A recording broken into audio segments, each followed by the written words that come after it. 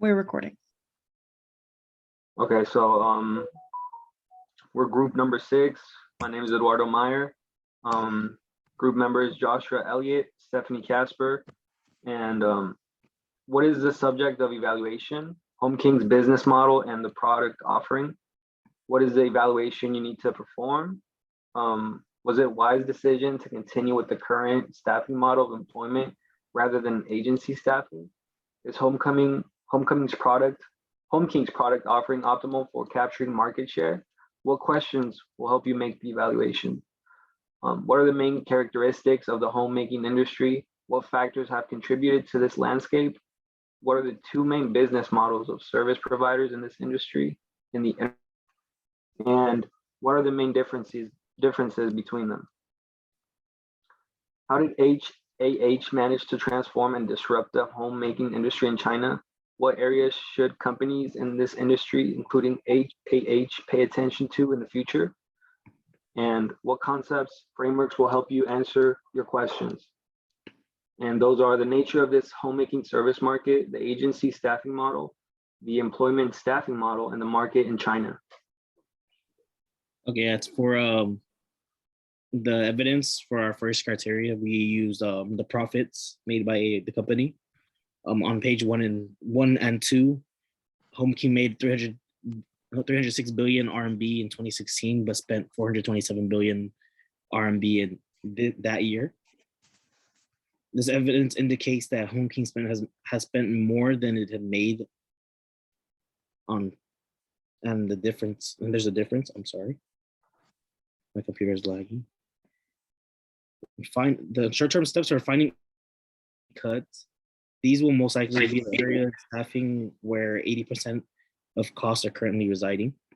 The long-term steps would cut costs to stop losing money. For criteria 2, we focused on the marketing.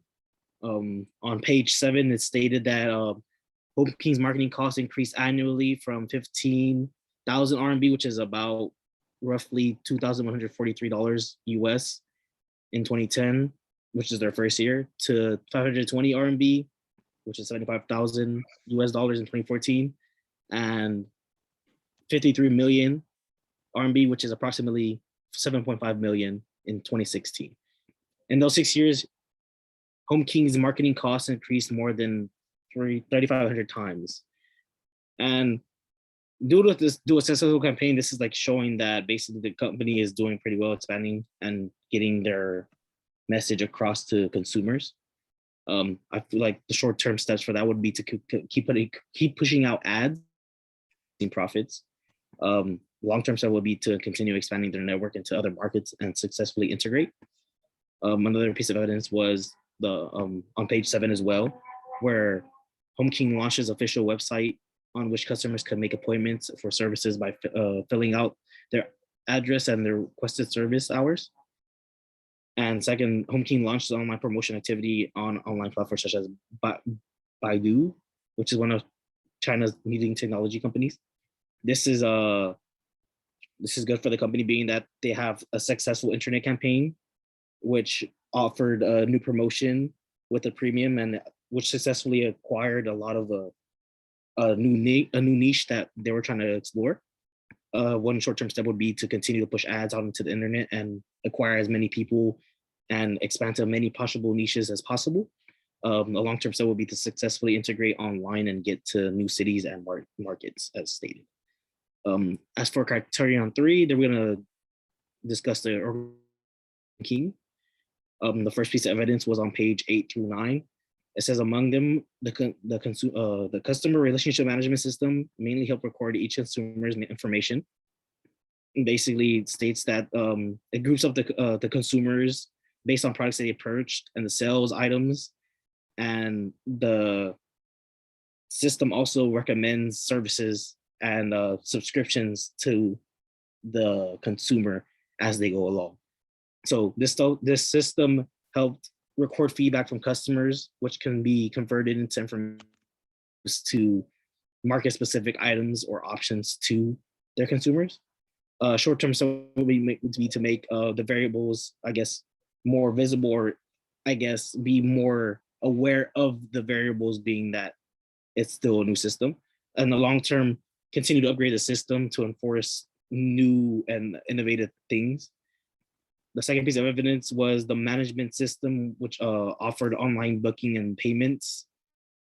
It was basically strictly for the convenience of the customers, which is a beneficial thing for the company overall, meaning that it made things easier for the consumer, which is great, so that they can retain their customers. In the short term, they would probably have to iron out the kinks and I guess the services, so that they don't waste any unnecessary time, they being the customer, when they're trying to get the service. In the long term, continue to upgrade and enforce the system, make sure that the system is up to date in order, and it's accurately gather data on booking and other online things that the consumer decides to do on the website. The third piece of evidence is on page 9, which is basically related to the staff, and it offers a better inventory management system, order receiving and assignment, and service quality evaluation. This is beneficial, being that the easily research the data that's collected by the system of your employees and the management, and you can track the quality of service. And that's important to know when it comes to knowing about the feedback of the company. Short-term step for this would be to keep testing the system to find flaws and fix and monitor the feedback. And then long-term would be to continue to upgrade and enforce the system to continuously gather feedback. Based on the analysis that you've seen before, our overall evaluation of the subject is that the employment model is an effective staffing model for HomeKing, and it was a wise decision to stick with it. In addition, the product offering is exactly what the market was seeking, which allowed HomeKing to take such a large share of an otherwise fragmented industry.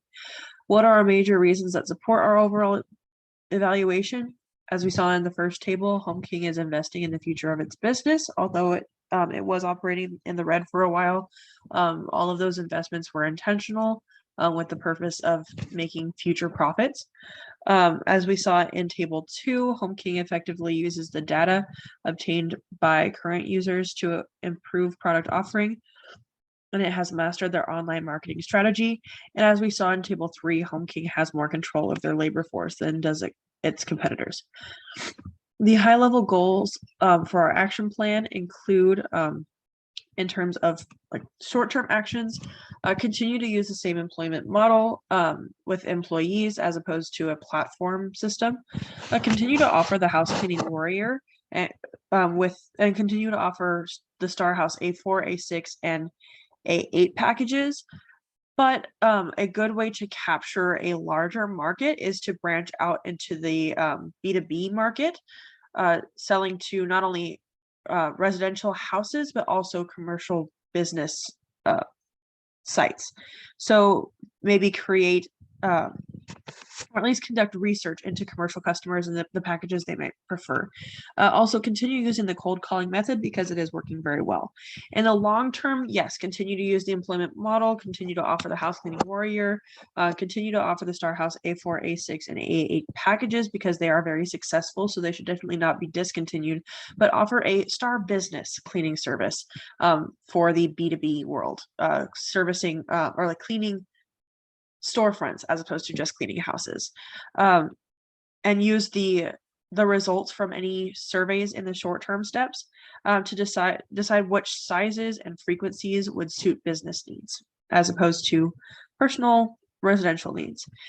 Create an incentive program for customers to refer friends, and then create a sign-up list for non-customers to enter the cold calling list used for existing customers, since the cold calling method has resulted in increased brand recognition, increased sales, and ultimately happy customers.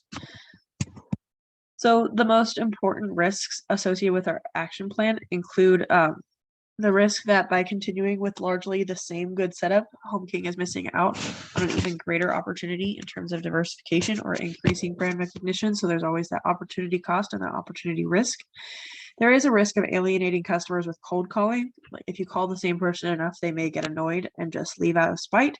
And then there's also the risk of investing money in the development of B2C or a B2B cleaning service that is not as popular as expected. Some ways we can mitigate these risks involve surveying customers on what they would like to see offered in the future. If you're surveying customers, it's relatively inexpensive, so you're preventing HomeKing from missing the most desired service offerings that they don't yet offer without increasing your costs. In addition, create an online forum where anyone can submit an idea of a service offering. If an idea sounds promising to HomeKing upper management or is repeated often, then resources can be allocated to it. Allowing the beginning of the development of new service offerings to happen passively saves on the costs of R&D. Using existing staff, cleaning tools, and transportation from the home cleaning services for the new commercial cleaning services to decrease startup costs. This will reduce potential losses if the endeavor fails. If they're not buying any new materials, then they have nothing to lose if the business fails, and they have nothing to do but gain business by servicing commercial buildings as well as residential buildings. Thank you for listening to us. That is all.